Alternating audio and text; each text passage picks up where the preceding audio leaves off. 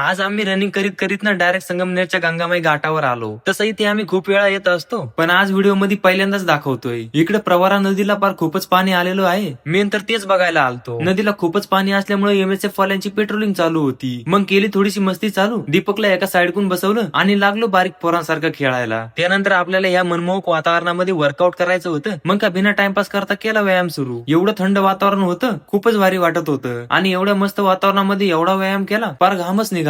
मग म्हणलं जावा कानून नदीत पोहायला, पण काय करणार, पोहताच येत नाही आपल्याला. एवढ्याच गोष्टीत आपण अजून अडाणीच आहे. मग सगळं झाल्यावर तिथल्या गंगा माता मंदिरात आलो. इथला परिसर पण ना एक नंबर होता. काय भारी वाटत होतं. मग मंदिरात जाऊन देवीचं दर्शन घेतलं. आणि आज आषाढी एकादशी आहे ना, मग इथंच मंदिराच्या मागं गार्डन मध्ये खिचडी वाटप चालू होती. मग एक एक प्लेट खाल्ली आणि निघालो रूम कडे. आणि हे बघा गंगामाई घाटाचा एरिया केवढा मोठा आहे. आपण पर त्या बाजूकून आलोय आणि अजून पण 200-250 मीटर बाकी आहे. मग पार कडेला आलो आणि इथे बघा प्रवरा नदी केवढी मोठी वाटते. मग तिथला थोडासा नजारा बघत होतो, तेवढ्यात पाऊस यायला लागला. मग म्हणलं चला भाऊ पटापटा रूम कडे. आणि ही संगमनेरची दुसरी नदी म्हाळुंगी. हिला फक्त पावसाळ्यातच पाणी असतं. बाकीचे दिवस साऱ्या संगमनेरचं घाण पाणी त्या नदीमध्येच असतं. फार श्वास पण नाही घेवत. मग तिथून चालत चालत डायरेक्ट रूम गाठली. इकडे आपले साई साहेब मस्तपैकी झोपलेले होते. आता आम्ही याला आमच्या पद्धतीने उठवतो. तोपर्यंत तुम्ही असेच इंटरेस्टिंग ब्लॉग रोज बघण्यासाठी आपल्या चॅनलला लाईक, सबस्क्राईब, फॉलो नक्की करा.